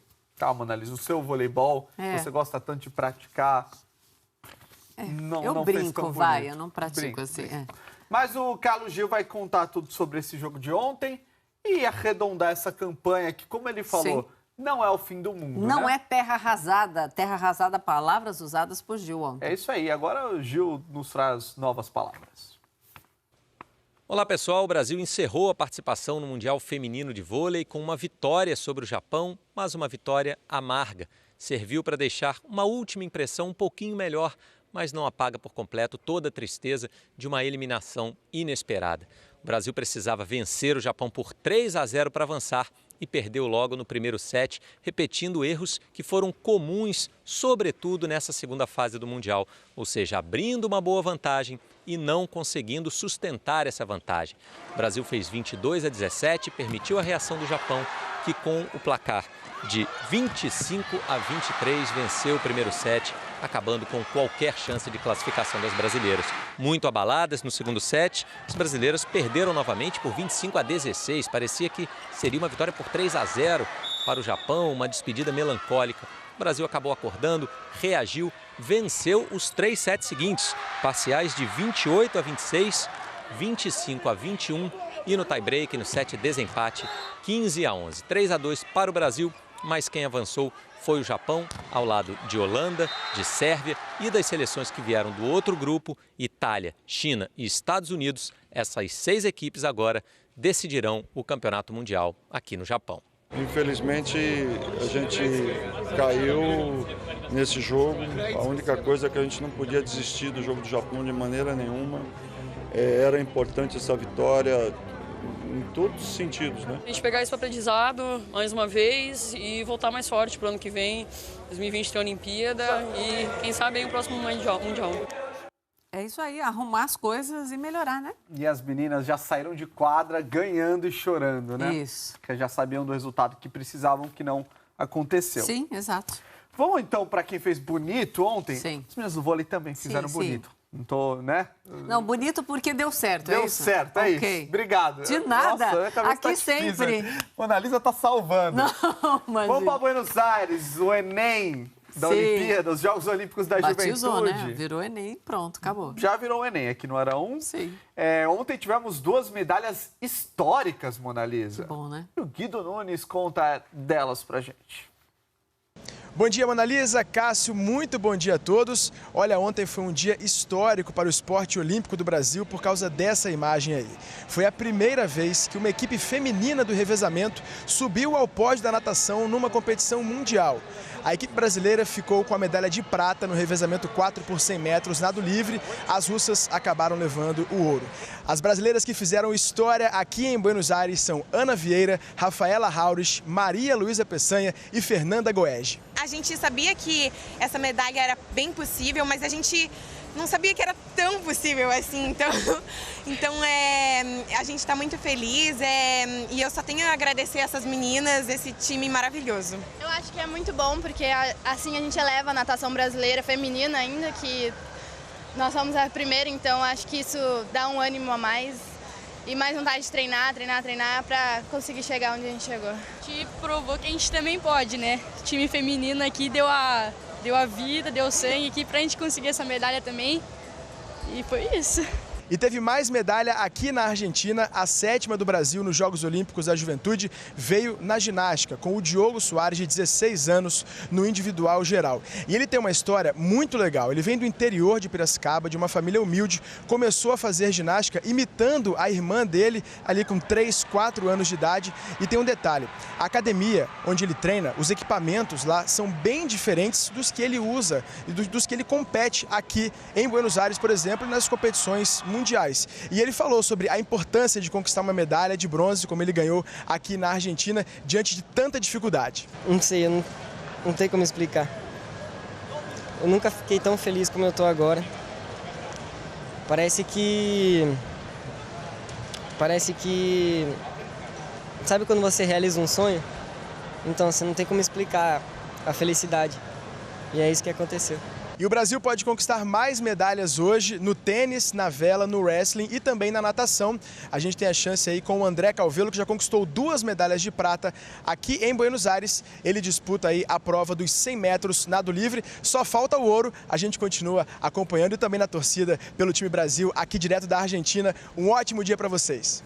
Para você também, Guido. A medalha não veio, mas nossas meninas e o Diogo de ouro, né? Totalmente. Não veio a medalha de ouro, mas eles são... O Guido foi muito gentil, inclusive, falou, o Diogo treina com equipamentos muito diferentes. Sim. O Diogo treina em Piracicaba, a gente tem até uma matéria no Globoesporte.com, com equipamentos rasgados. Olha esquema isso. meio rock balboa, sabe? O menino chegou lá e meteu uma medalha de prata. E parabéns tá? Para todos. A todos. A gente fica muito orgulhoso. E esse tipo de realização de sonho nessa fase da vida, que isso seja bem encarado e trabalhado pelos dirigentes para que isso seja estimulado, né?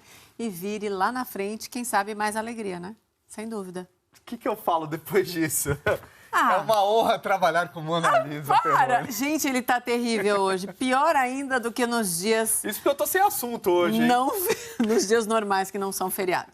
Tem assunto sim. Fala pra quem chegou agora o que o pessoal vai ver. Muita gente chega às 5.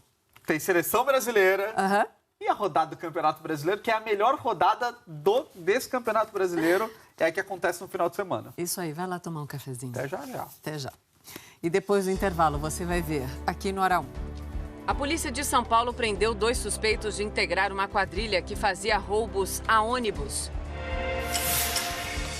E consumidores estão usando um aplicativo para tentar fugir da oscilação nos preços dos combustíveis.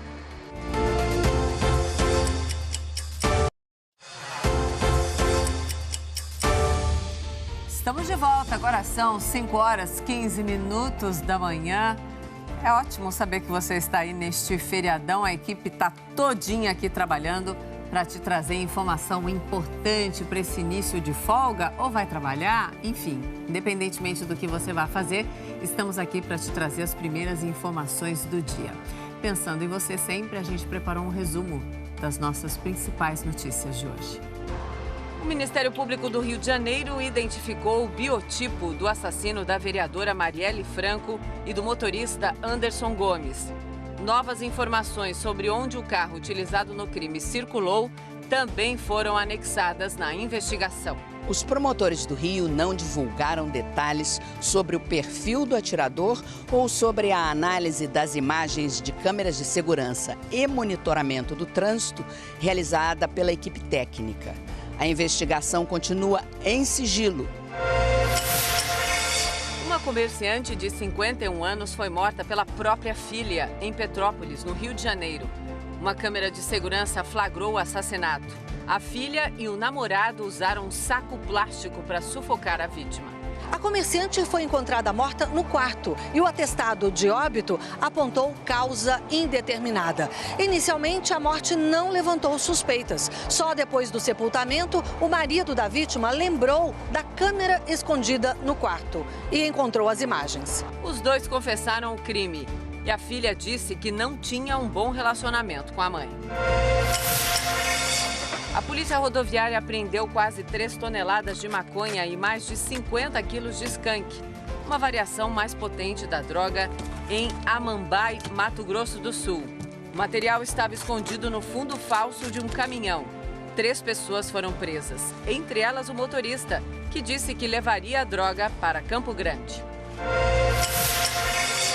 Um temporal em Goiânia provocou muitos estragos na cidade. A chuva veio acompanhada de ventos fortes. Objetos voaram. A cobertura do estacionamento de um shopping desabou. Árvores e até postes caíram. O ex-governador de Goiás, Marconi Perillo, do PSDB, foi solto um dia depois de ser preso por suspeita de corrupção.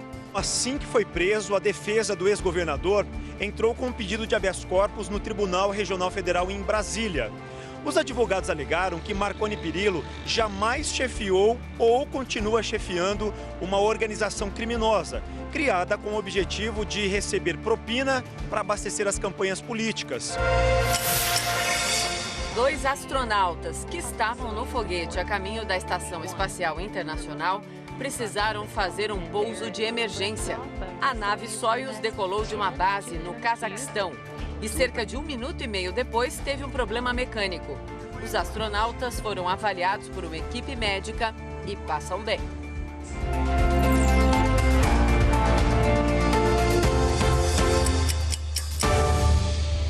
5h18 agora, vamos ver a cara da sexta-feira em alguns locais do nosso país? Vamos lá.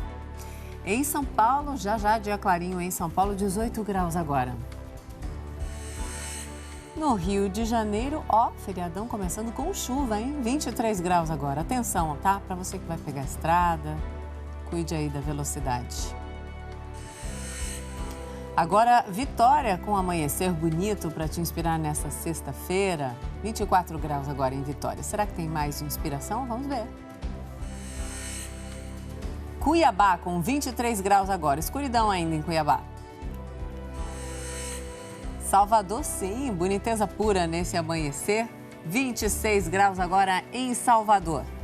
Tem mais? Tem, Recife já com sol lindo refletindo no prédio. E olha que bonito ainda, o reflexo também na água, muito linda essa imagem abrindo, então fica mais bonito ainda, é isso aí. 25 graus agora, bom feriadão.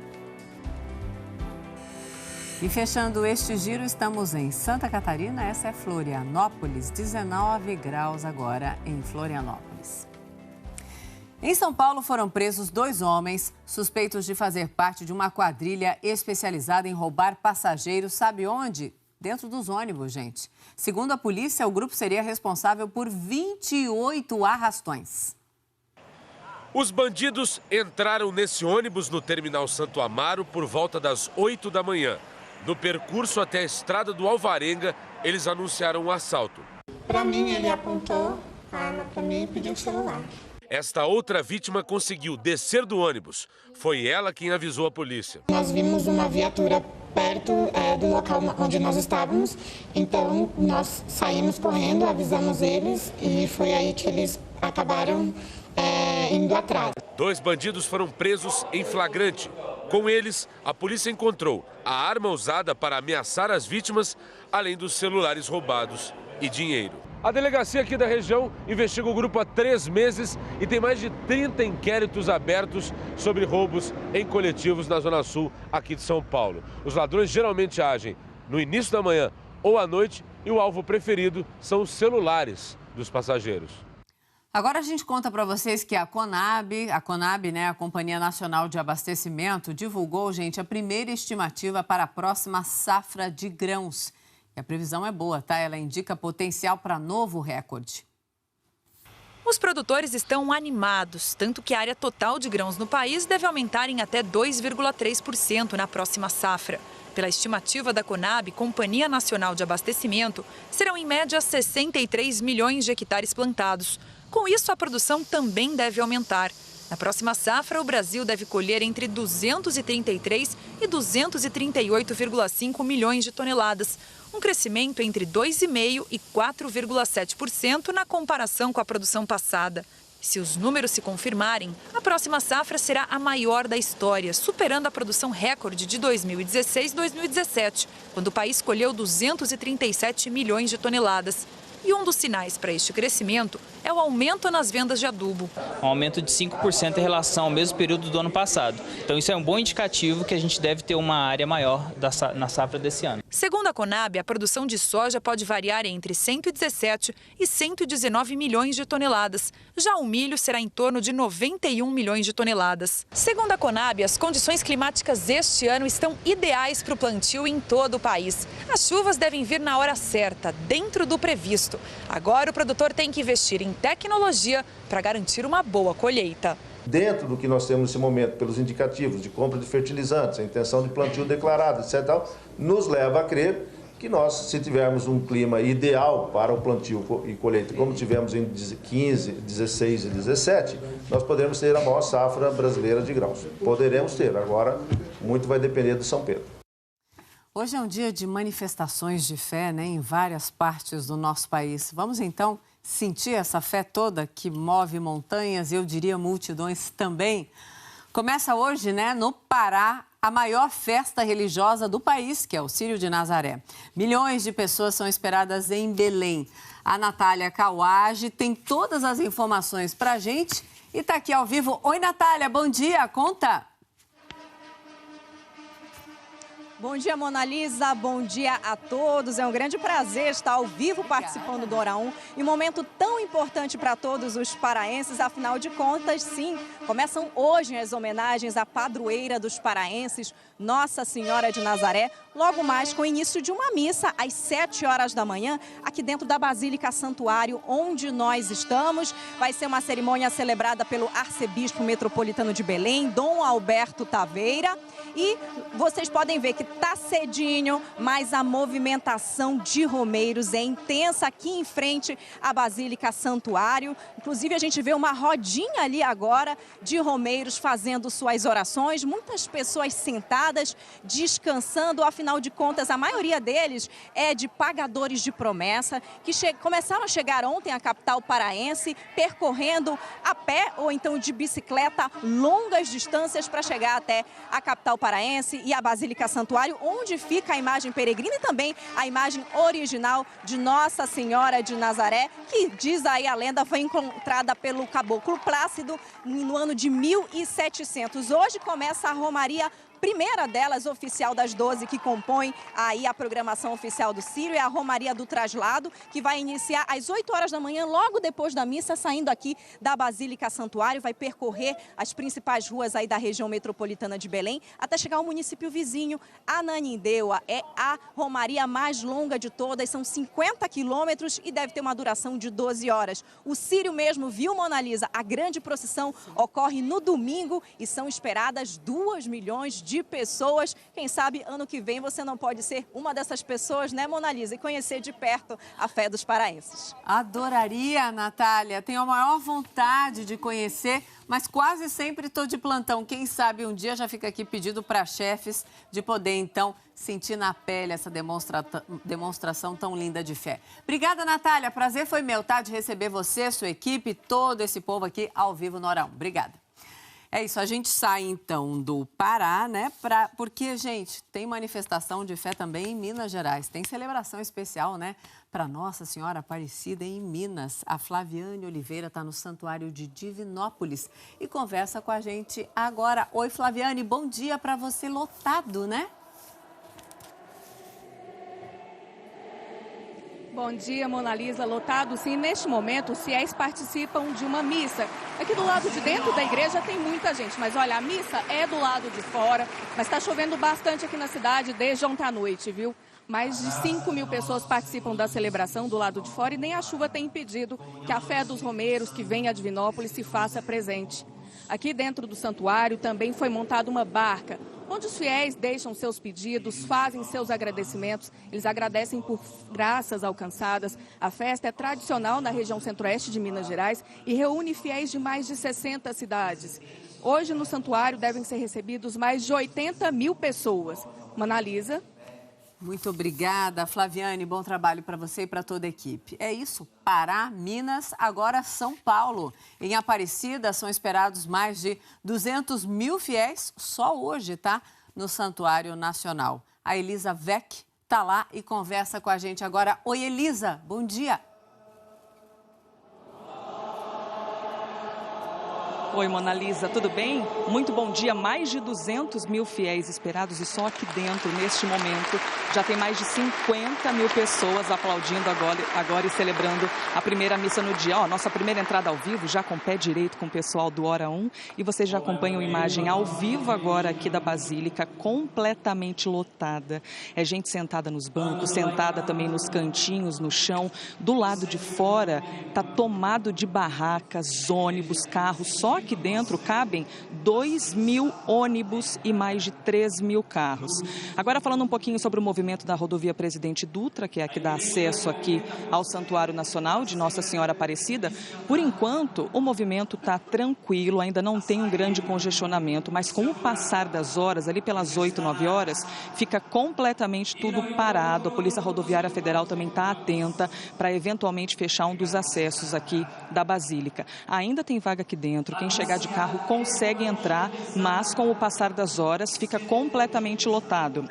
Vou mostrar um pouquinho para vocês agora o momento mais especial desse ambiente todo aqui. Tá aí, ó, a imagem de Nossa Senhora Aparecida, que é a imagem que foi encontrada há 301 anos aqui no Rio Paraíba. Vocês estão vendo aí embaixo os fiéis que vêm do Brasil inteiro e gente que estava há dias caminhando na Dutra, em romaria, debaixo de chuva, de sol, só para viver esse momento ali, ó, de chegar aos pés da imagem de Nossa Senhora. Agora aí para vocês uma imagem ao vivo da Sala das Velas, que é um outro momento também muito bonito. As pessoas compram as velas, vêm, fazem as suas orações, os seus pedidos, e alguns carregam velas do tamanho deles mesmos. Eles vendem aqui as velas com a estatura dos fiéis. É um momento bem interessante também.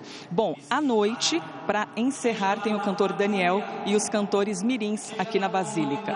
Mona Lisa?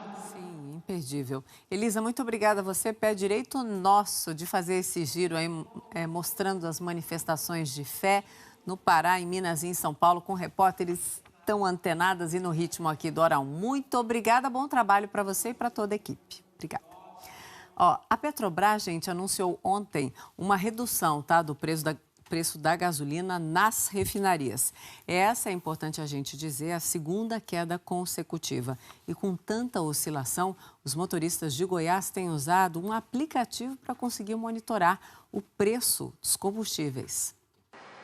No Acre, Rio de Janeiro e Tocantins, o litro da gasolina passou de R$ 5,00. Os três lideram o ranking dos estados com o combustível mais caro do país. Minas Gerais e Goiás vêm na sequência. De agosto para cá, a gasolina subiu em média 26 centavos. A Petrobras anunciou a redução no preço da gasolina nas refinarias, pela segunda vez consecutiva. O valor por litro pode cair quase 1 ponto percentual. Toda vez que subir o dólar ou subir o valor do barril de petróleo, vai subir o preço. A Petrobras tem essa política também. Se cair o dólar e cair o barril de petróleo, diminui o valor do combustível. Mas a gente não vê na bomba, né? Infelizmente, nunca chega no nosso bolso. Em Goiás, os postos de combustíveis são obrigados por lei a informar ao Ministério Público Estadual qualquer mudança de preços na bomba. Os valores são registrados num aplicativo de celular, que o motorista pode baixar de graça para tentar abastecer mais barato. 65 mil pessoas já baixaram o aplicativo Olho na Bomba. A ferramenta busca postos no trajeto do motorista e sinaliza de verde o que está com o preço mais em conta. A gente sempre fica um pouco insegura, eu abasteço nesse ou no próximo, vai que o próximo está mais caro, então eu vou abastecer nesse. Então com o aplicativo a gente tem essa segurança de que no próximo vai estar o preço que está no aplicativo. O Ministério Público desenvolveu o aplicativo com alunos e professores da Universidade Federal de Goiás. Além de estimular a concorrência, o Olho na Bomba facilita as investigações.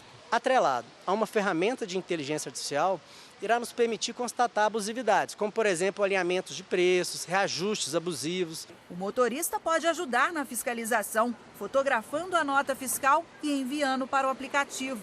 Os postos flagrados com irregularidades estão sendo multados pelo PROCON. O fiscal não necessitará mais comparecer no estabelecimento para fazer autuação envolvendo essa divergência de preços que for constatada pelo consumidor no momento do abastecimento com os preços constantes no aplicativo. O João planejou a rota dele no aplicativo. O Olho na Bomba indicou 7 postos no caminho. R$ 4,97, igual no aplicativo. Estão passando por outro aqui, né? Sim. Mais caro ainda. Mais caro, R$ 4,98. Estamos chegando aqui no posto, está mostrando que está R$ 4,84. Esse que está mais cheio, tá vendo? Exatamente, é o posto que está com maior movimento. Com a informação na mão, o empresário conseguiu economizar 14 centavos por litro. Hoje em dia, um combustível nesse preço, qualquer centavo já é uma economia muito grande. Agora são 5h32. O terceiro papo da previsão do tempo sempre tem um gásinho a mais. Tem um gásinho a mais. É aquele despertador, Total. né? Hora 1. Vamos Total. lá? Acordou agora? Bom dia! Duvido agora se você não acordou. Você acordou de qualquer jeito. Se tá com soninho, a gente agora. A gente já te irritou, é isso que eu ia dizer. Mas a ideia não é irritar, é animar você. É tomar aquele café da manhã especial, porque hoje é sexta-feira, sua lindíssima. E eu não queria falar nada, mas vou falar que tem um bolo esperando a gente logo depois do final do Hora 1, que a amiga trouxe pra gente, bolo de cenoura. Adoro! Cenoura com recheio de brigadeiro. Sexta-feira pode, então é isso aí, tá? É hora de descarregar, é isso? Lógico, né? Sexta-feira pode. Pronto, revelado. Interior ou litoral? Você prefere? Eu sempre litoral, mas se tivesse o sol, para me dar alegria e boniteza. Pois é, e onde vai ter esse sol? No Nordeste, em boa parte do Centro-Oeste, para quem gosta do interior. Quem sabe a gente pode pegar um boi correndo lá. Aí o sol vai brilhar. Não cutuca a onça, cuidado. Olha, o sol vai brilhar, então, nessas duas regiões, especialmente agora aqui em São Paulo e no Rio de Janeiro. Chove, para. Um pouquinho melhor em relação a ontem, tá? E no sul, aí atenção, porque tem risco de temporal, especialmente no Rio Grande do Sul. Alerta nós vamos contando né, Jaque? tudo. Alerta super importante, Sim. a gente já traz isso aqui para vocês, tá? Além do Rio Grande do Sul com alerta de temporal, olha só o que tem também, você que tá a fim de ir pra praia. Tem alerta de ressaca, tá? Então, entre Rio Grande, Florianópolis, Peruíbe e Cabo de São Tomé, então, no sul e também no sudeste, as ondas podem chegar até 2,5 metros de altura. Então, muito cuidado, tá? Você que trabalha ou que vai passear, né? Ali no litoral.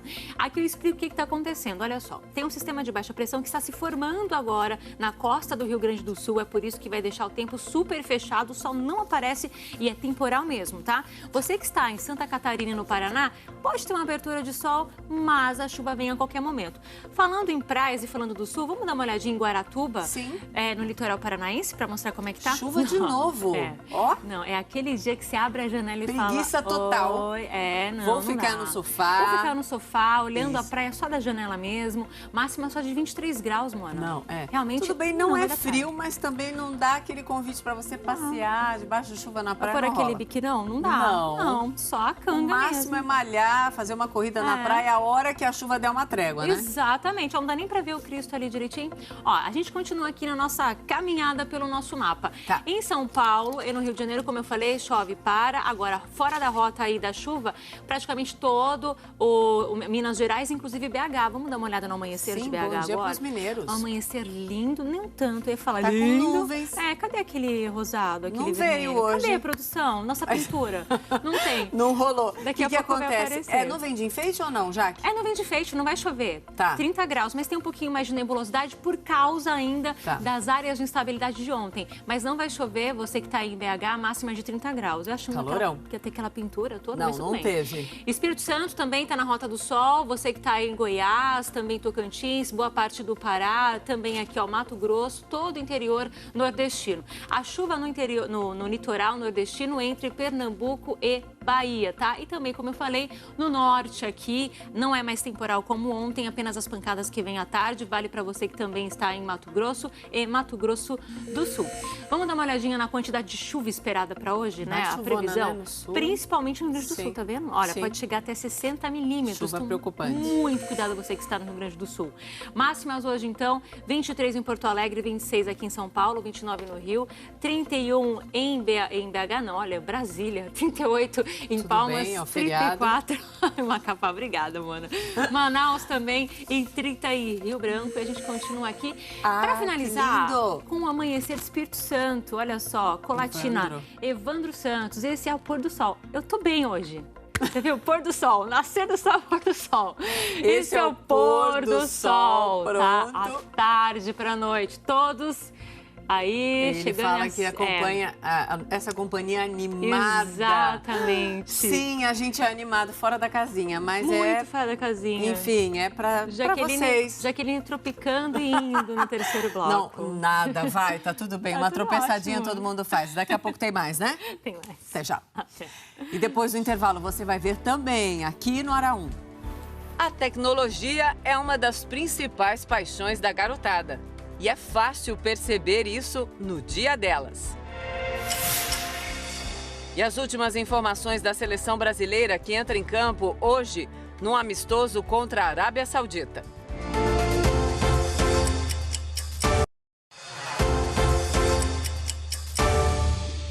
Estamos de volta, agora são 5h41 com uma constatação.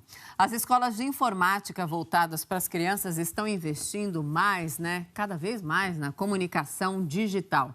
Tá ficando, sim, cada vez mais comum a meninada usar a tecnologia para dar seu recado e, claro, inspirar outras crianças. Oi, abelhinhas! No vídeo de hoje eu vou falar sobre as minhas 5 séries preferidas. Vamos lá! Dentro do quarto, a Mel, de 11 anos, fala sobre séries da TV, toca, canta e grava tudo para postar os vídeos num canal na internet. É desse jeito que as crianças estão se comunicando cada vez mais. Daqui do meu quarto eu consigo falar com o mundo inteiro, não é? A partir daquele vídeo eu consigo falar com quem quiser assistir. A Mel capricha, é perfeccionista Eu vejo milhões de vezes até ficar bom. E edita várias vezes? Edito várias vezes, porque cada vez que eu vejo tem alguma coisa. E pelo jeito, o Pietro, o irmãozinho dela de 2 anos, vai pelo mesmo caminho. Ele já pegou o celular e, por instinto, ele já sabe que tem que passar a mão ali para mexer. É incrível, né? Eles dão um show na gente, né? Porque estão 1000 anos na frente. E elas não estão dispostas a ser simples coadjuvantes do mundo digital. Elas querem fazer parte desse mundo e estão dispostas a aprender a fazer tudo direitinho. Tanto interesse criou um mercado novo para as escolas que oferecem cursos de tecnologia, que passaram a focar nas crianças. Na aula, todos querem ter um canal na internet para falar sobre o que mais gostam. Jogos novos que vão lançar, jogos atrasados que ainda não lançaram. E, se possível, muitos seguidores. Você tem 26 inscritos no seu canal, Emily. E qual é o seu sonho? Qual a sua meta? Minha meta é chegar a uns 1 milhão de inscritos, mas está meio complicado. Danilo, de 12 anos, é craque em robótica e quer usar o talento para uma causa nobre. Estou fazendo agora essa robótica simples, mas no futuro eu posso estar fazendo o quê? Ajudando pessoas, ajudando a salvar, ajudando pessoas com deficiência. E ele não está sozinho. O Henrique, de 10 anos, também tem uma certeza. Uma coisa que eu quero muito aprender no robótica é ajudar pessoas deficientes ou até idosos. Por exemplo, uma pessoa deficiente fazer um braço mecânico, uma cadeira de rodas que mexe sozinha, desse jeito. Então, gente, é isso. Espero que vocês tenham gostado do fundo do meu coração. Um beijo e até o próximo vídeo. Tchau! Agora são 5h43 da manhã. A gente volta com outras notícias internacionais, porque a igreja ucraniana se tornou independente da Rússia depois de mais de 300 anos. A correspondente Bianca Rotier tem todos os detalhes para a gente. Oi, Bianca, essa decisão gerou ou não polêmicas? Conta. Gerou muita polêmica. Bom dia para você, Mona Lisa, bom dia a todos. Os líderes da Igreja Ortodoxa Russa ficaram furiosos. Eles consideraram a separação catastrófica e advertiram que a decisão pode levar a uma ruptura irreversível na comunidade ortodoxa mundial. Bartolomeu, que é o patriarca de Constantinopla, reconheceu a independência da igreja ucraniana ao fim de um encontro em Istambul a pedido do presidente da Ucrânia, Petro Poroshenko. Ao longo dos últimos 3 séculos, todos os ortodoxos que vivem sob o teto do Império Russo, incluindo os ucranianos, dependiam do patriarcado de Moscou. Mas nos últimos anos a situação vinha se complicando. A gota d'água foi a anexação da Crimeia pela Rússia. A Crimeia, até então, pertencia à Ucrânia. A Ucrânia acusa a igreja russa de exercer uma influência enorme no seu território, como uma ferramenta do governo de Vladimir Putin para justificar o expansionismo.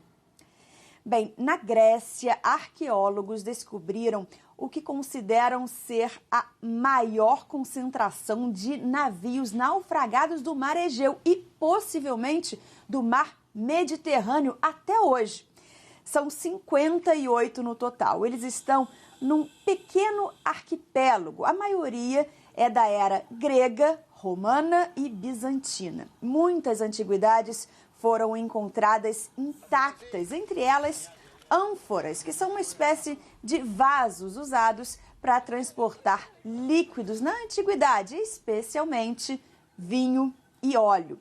A equipe disse que quando começou a pesquisa em 2015, eles ficaram surpresos ao encontrar 22 naufrágios, mas que não esperavam, depois da última expedição, chegar a 58 navios e acreditam que ainda há mais relíquias por lá. Um dos responsáveis pela pesquisa considerou essa uma das principais descobertas arqueológicas do século, principalmente por expor detalhes da rota de navegação do antigo Mediterrâneo. E, Mona Lisa, hoje a expectativa é grande para mais um casamento da família real britânica. A princesa Eugênie neta da Rainha Elizabeth, se casa daqui a pouco com o empresário Jack Brooksbank. A cerimônia está marcada para as 8 horas da manhã, horário de Brasília. O local escolhido foi a Capela de São Jorge, no Castelo de Windsor, a mesma capela onde o príncipe Harry e Meghan Markle se casaram em maio deste ano. Eugênia é a filha mais nova do príncipe Andrew e da duquesa de York, Sarah Ferguson. E a festa vai ser grande, são 850 convidados. Foram chamadas ainda 1.200 pessoas para ficarem do lado de fora da capela para saudar o casal quando eles dois passarem de carruagem depois da cerimônia. A estimativa é que os gastos com o casamento cheguem a 2 milhões de libras, cerca de 10 milhões de reais. Eu fiquei curiosa para saber quem vai pagar essa conta toda, Mona Lisa. Vai ser o seguinte: a família real vai pagar parte, a Rainha Elizabeth vai ajudar e o resto vai ser dividido entre os pais da noiva e os pais do noivo. Tipo uma vaquinha, né?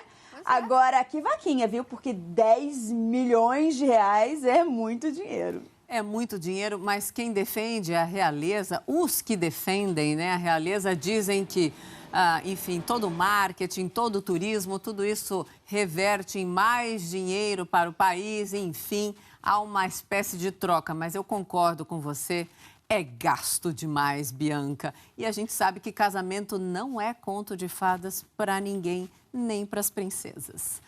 Bianca, bom feriado. Aqui, é feriado aqui. Dia normal aí? Hoje, dia normal? Dia normal. Na verdade, aqui tem uma história que se chama, o seguinte, um feriado grande, chama Semana da Batata. Então, aqui tá tendo a Semana da Batata. Quem tem filho na escola, aí sim tá de férias. A semana toda, não é só um dia, não. Opa, então aproveite, então, e faça a sua programação por esse dia diferente. Obrigada. Bom fim de semana para você, minha querida. Venha sempre conversar comigo. Tchau, tchau. É isso, não tem vida de princesa nunca. Não, a gente pode encarar com uma certa leveza e realeza, mas como vida a gente sempre encara. Mas vida de princesa não existe. O que dá para encarar bem também é a previsão do tempo, se você souber o que vem por aí. Conta, claro, Jaque. Até porque a gente está numa sexta-feira sua lindíssima. Sim. Mesmo você vai viajar? Ok, que ótimo. Se você está trabalhando assim como nós, não tem problema, porque a sexta-feira é sempre a sexta-feira. Então, quem precisa pegar o guarda-chuva, então tomar cuidado com as pistas molhadas e escorregadias. Sim. Você que está principalmente no sul do país, porque tem pancada aí prevista para o Rio Grande do Sul também.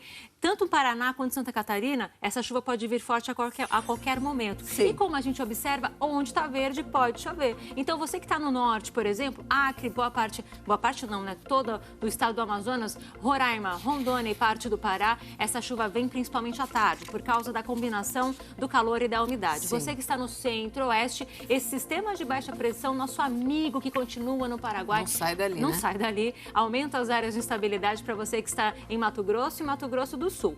No sul, então, por que o tempo está tão fechado para você que está aí no Rio Grande do Sul? Tem um sistema de baixa pressão que está começando a se formar, ele que vai aumentar as áreas de instabilidade, sem chance de sol para você que está no sul. Santa Catarina e Paraná, aí sim, às vezes o sol aparece, mas é a chuva que vai dar aí a cara para o seu dia, tá? Inclusive, vamos dar uma olhadinha em Florianópolis agora para ver como é que tá o início do dia aí? Tá com um vento e uma cara fechada. Isso é chuva e nuvem baixa? O que é isso, já? Olha, por enquanto é nuvem baixa. Eu não tô vendo chuva. A pista tá longe, logicamente, mas eu tô vendo gotículas na nossa câmera. Também. Ela sempre ajuda a gente a dizer, né? Então, a gente tem aí máxima de 22 graus para vocês que estão aí em Floripa, tá? Não vai passar disso não, tá? A gente continua mostrando aqui que em São Paulo vai ficar chove para. A diferença do dia de ontem é que o sol aparece um pouquinho mais. Litoral sul e litoral norte de São Paulo, esquece, não vai dar praia, tá? E no Rio de Janeiro, a cara aqui da capital. Chove para, sobe um pouquinho a temperatura. Você que está em Minas, só no sul de Minas é que vem a pancadinha mais leve, mas em BH, no Triângulo Mineiro, em centro-norte de Minas, o tempo fica bem firme, Espírito Santo também.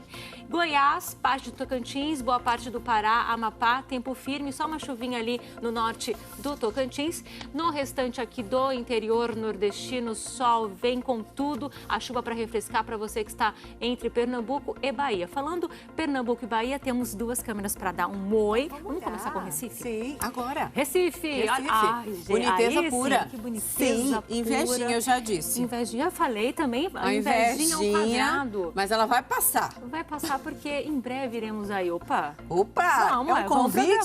Vamos! Gostei. Aí. E aí, conforme vai se movimentando essa câmera, eu digo pra vocês que a máxima é de 30 graus, uma chuvinha de leve aí, só pra refrescar. Por enquanto, nuvens de enfeite que podem se transformar em nuvens de chuva. Isso, obrigada. Vamos pular para outra cidade, direto para Bahia, Vitória da Conquista, porque não vai chover, tem gente que gosta de ficar ali, né, de repente aproveitando o dia. Não vai chover. Não vai chover, Vitória da Conquista, não. Bem grande, né, bem sim, populosa, muito urbana, né? sim, Bem urbana. Máxima de 28 graus para vocês aí, tá? Vamos continuar aqui mostrando o seguinte para vocês. Estamos aqui papeando, mostrando o mapa para vocês, dizendo que o alerta de chuva, então, para você que está no sul, chuva forte com rajadas de vento, tá?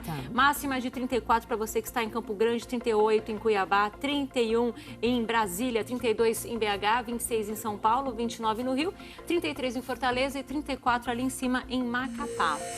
Amanhã, seguinte, gente, a chuva diminui no sul, mas continua um pouquinho, como vocês estão vendo, a Porto Alegre. Aqui aumenta o calor e a pancada vem à tarde em São Paulo. Mas Brasília o sol aparece mesmo. E Natal aparece mais, tá? Talvez dê para pegar um sol da boniteza. Opa! Brasília e Natal, nada de chuva e com muito calor. E para finalizar, domingão. Ó, Florianópolis é o destaque no sul, para a chuva que continua por lá. A pancada no norte em Belém. Rio de Janeiro, cai um pouquinho a temperatura, com aquela chuviscada, mas o sol aparece de vez em quando. E Salvador, um sol para cada um, máxima de 31 graus. É isso aí. Bom feriado, Jaque. Bom feriado para você. Até segunda. Você também. Até. Tchau, querida. Tchau. Agora a gente conta para vocês que no Globo Repórter desta noite você vai acompanhar uma jornada de tirar o fôlego. É a travessia de montanha mais difícil do Brasil. Serra da Mantiqueira, 2.800 metros de altura e uma caminhada de 4 dias sobre os picos mais altos do Sudeste brasileiro. Um frio de arrepiar e a beleza de cenários que nem de longe lembram um país tropical. Caminhamos lado a lado com o perigo e com os grandes cenários da Serra da Mantiqueira.